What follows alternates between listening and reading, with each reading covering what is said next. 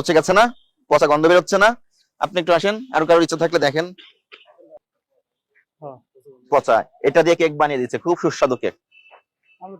এটাই আপনারা খাচ্ছেন, ওখানে ডাস্টবিনে ফেলে দেন। আর এই ব্রেড গুলো কবে বানানো হয়েছে? রাত্রে। রাত্রে যখন বানানো হয়ে গেছে তখনই তো আপনাকে লেভেলটা লাগিয়ে দেওয়ার কথা, দিচ্ছেন না কেন? তাহলে কি হবে হবে বলেন, এগুলো তো চেঞ্জ করতে হবে আপনাদের। বলা হয়েছিল যখন খাবার প্রক্রিয়াকরণ করবেন ফ্লোরে রাখবেন না, কারণ ফ্লোরে তো আপনারা খালি পায়ে হাঁটাহাঁটি করেন, নোংরা জুতা পরে হাঁটাহাঁটি করেন, সেই ধুলাগুলো এখানে যেতে পারে। ফ্লোর থেকে মিনিমাম একটা উচ্চতায় রাখতে হবে, ঠিক আছে? অন্তত 1 ফুট উচ্চতায় রাখতে হবে। আপনি তো সেটা আবার সেই নিচে রেখেই প্রক্রিয়াকরণ করছেন। আর এগুলো নিচে ফ্লোরে রাখা কেন? এগুলো আপনাদের একটা নির্দিষ্ট উচ্চতায় রাখতে হবে। আপনি খাদ্যগুলো তৈরি করে আপনাদের হাতে পায়ে তো নোংরা আছে, তো খাবারগুলো কেন ফ্লোরে রাখা হলো?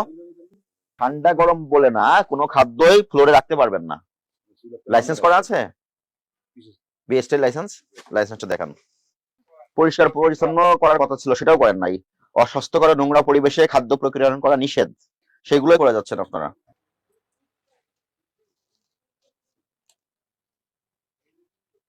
এটা 30/6/24 শেষ হয়ে গেছে, এরপরে কি হালনাগাদ করা হয়েছে?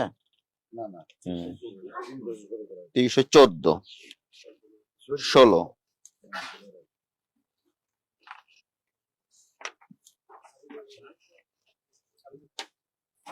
নাই, নাই লাইসেন্স নাই। তাহলে এটা এর আগেও আপনাদের বলা হয়েছিল যখন তৈরি হবে সেটার উৎপাদন তারিখ দিতে হবে, মেয়াদ উত্তীর্ণের তারিখ দিতে হবে, সর্বোচ্চ খুচরা বিক্রয় মূল্য দিতে হবে, এবং কি কি উপাদান দিয়ে তৈরি সে তথ্যগুলো দিতে হবে। এবং এটা না দেওয়ার কারণে এর আগেও আপনাদেরকে সতর্ক করা হয়েছিল, তারপরেও কেন আপনারা এটা সংশোধন করলেন না? কিসে দিচ্ছেন না দেখি, বের করেন। চেরি ফল নামে তো এগুলো খাবারে দিয়ে দিচ্ছেন, নষ্ট হয়ে গেছে, এখানে এভাবে রেখে দিয়েছেন ব্যবহার করার পরে। বাইরে নিয়ে যান। ভালো আছে না পচে গেছে? খোলেন, মুখটা খোলেন।